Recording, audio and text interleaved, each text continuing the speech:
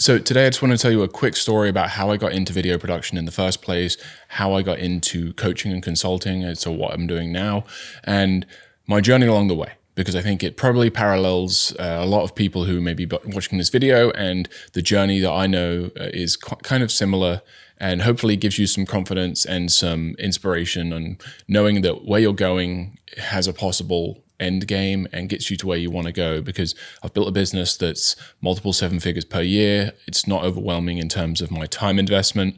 And we've worked on a lot of enjoyable projects over the years and built it to a point where I couldn't have even imagined being there 10 years ago when I was first getting started. So just a little bit of background about me. I moved to the US in 2010 when I was recruited to play soccer in college. I played a place called High Point University, and this was where I first kind of was presented the opportunity to the arts. And by that I mean I had a teammate who was a musician, and I put myself up and said, hey, I can help you record some music in the studio because I was interested in that field. And we'd work together in producing his mixtapes at the time. I was sitting in the booth, hitting record, asking a lot of questions and learning the software as I went. And this led me into my multimedia communications degree, where I was exposed to video, photography, motion graphics, sound design, music, a little bit of everything, just a kind of a taste across the board, when it comes to the creative realm. And this kind of interest and the major combined led into recording music videos for the artist that I mentioned earlier.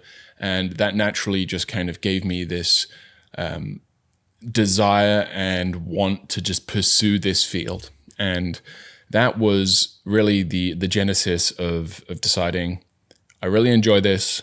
How do I make a living out of it? And so after graduating from college a few years later, I moved into a job at NASCAR Media Group, where I was working very much the bottom of the totem pole roles, where I was more ingesting media that came back from the racetracks and working the graveyard shifts, and definitely wasn't a very desirable job. But one, it kept me in the country, and two, it allowed me to kind of be in the field that I wanted to be in. It wasn't completely disconnected from what I enjoyed doing.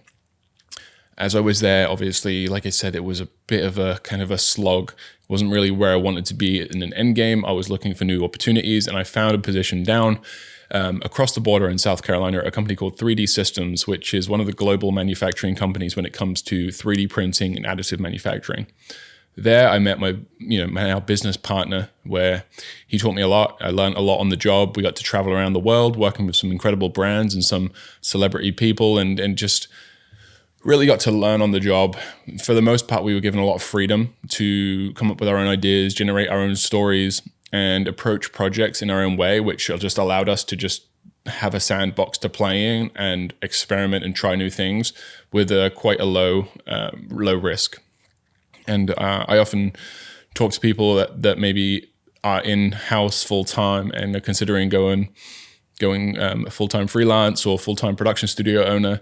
And I always recommend that they just stay as long as they can. Use the resources that they've been given by the organization, and just really learn the trade on the job. And because once you start working for clients, it becomes a lot riskier in terms of trying new things that maybe don't work. But if you're in-house, you have those opportunities to make those mistakes and learn new things. So that's what I'd recommend doing in that. Once I was there for probably 6 months. And like I said, I learned a lot in that short amount of time. We started to realize that some of the jobs that we were supposed to be working on were being outsourced to external vendors, whether that's for geographical reasons. Maybe the client was up in New York City and we were down in South Carolina, or they were in California. Or maybe it was just perceived as more of the safe option to outsource it to an agency that had more experience than us, which is fair. I completely understand.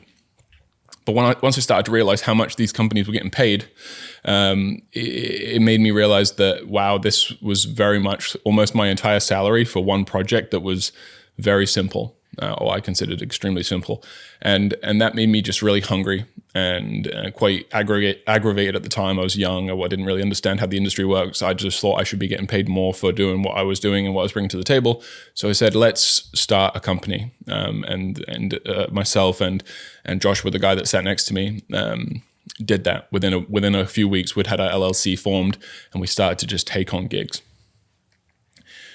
Naturally, and you've probably heard this before, and you may even be in the same situation, the time that we had available, since we were working full-time jobs, were evenings and weekends. And this naturally led into weddings, which wasn't necessarily the goal when we got started, but it was an opportunity that presented itself, and we just went for it, right? So we saw weddings as an opportunity to continue to hone our craft outside of the organization and kind of the boundaries that were that were put in place by the organization that we were working with. So once we started to take on weddings, it was quite apparent that we were pretty good at it. We managed to go from $800 projects, which was like our starting point. We gave absolutely everything to the couples for $800 in the early days, just because we wanted to be working.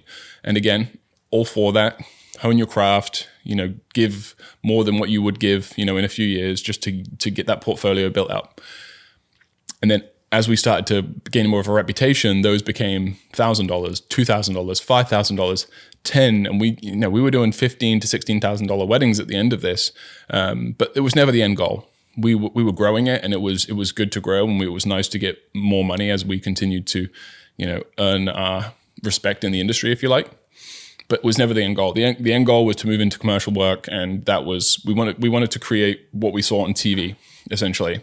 That's the type of stuff that we wanted to create. So once we get to a point where we were doing these weddings and also working on the commercial and corporate stuff on the side, that was when we naturally transitioned into doing more commercial and more corporate, and then we completely phased the wedding stuff out after a couple of years, which was extremely welcoming. To be honest, it was nice not to have to worry about being on a wedding venue, working with some couples, as we were very lucky to work with some amazing people. But like I said, it wasn't the end goal. And to have our Saturdays and weekends back, that was great. So once we started to move into the commercial and corporate world, obviously it's a different space, different field, different approaches and things that we have to consider. And obviously, once we established our roles in the business, myself taking more of like the business leadership role, executive producer role, where I was speaking with clients, bringing in new business, and just driving revenue for the business. My business partner was taking more of a creative lead, where he would handle all of the jobs that would get signed. He would take over and just make sure that the creative was in place, the logistics of a production day were in place, and these sorts of things. So it was quite well balanced in that we had to take separate roles so that we weren't standing on each other's toes, and there was a lot of trust involved in that transition. But as we continued to grow that, it was quite apparent that our business model that we had initially established was the way that we wanted to go. We didn't want a huge team of 15, 20, 25, 50 people. We wanted to keep it very small. And allow ourselves to navigate the ebbs and flows of the industry, which are inevitable. I mean, you can ask any production company owner in the world, none of them are consistently going like this.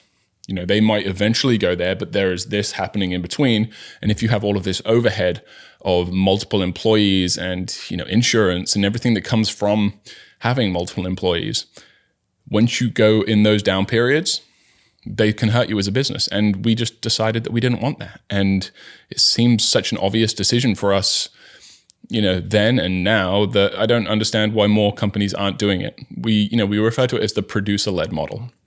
We are the creative boundary between the client and the product that they want. We are the fulfillment center in the middle that facilitates making their problems become actual solutions. And everything that we do in between, such as crewing, such as creative, such as producing and editing, are part of that producer-led model that we run in our business. And this is something that I teach my clients, and we want to keep it as simple, as hands-off, and as freeing as possible. Because like I said in the beginning of the video, I've built a business where I get to have breakfast with my kids every day. I'm at home at 4:30 every day to have dinner and spend a lot of time with my kids and family in the evening.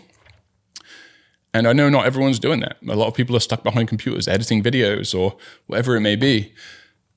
Just know that that's possible. There's 3 of us now as full-time employees inside the company. Myself, my business partner, and we brought in a new business development guy late last year. So it's still extremely small. We're doing multiple 7 figures per year.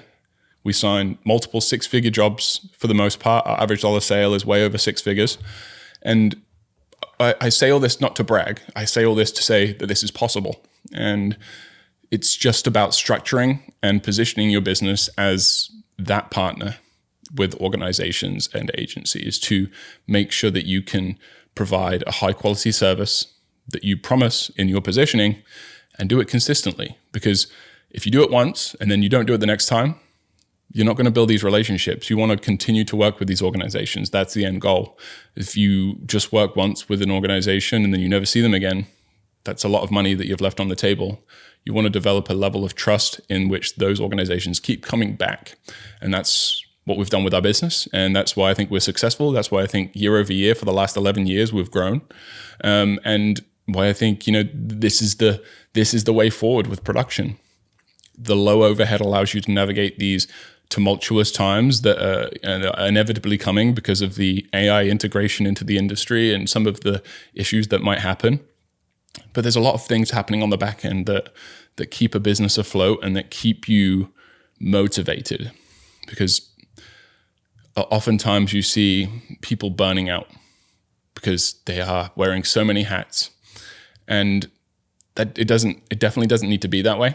I think there's a lot of things that can be done in order to tweak that. And that's kind of how I work with my clients. I work with my clients very much on a partnership basis rather than me telling you exactly how to do it as if it's a one-size-fits-all solution. We work together and we navigate problems together. It's more of a, it's a partnership. We're talking daily, asynchronously.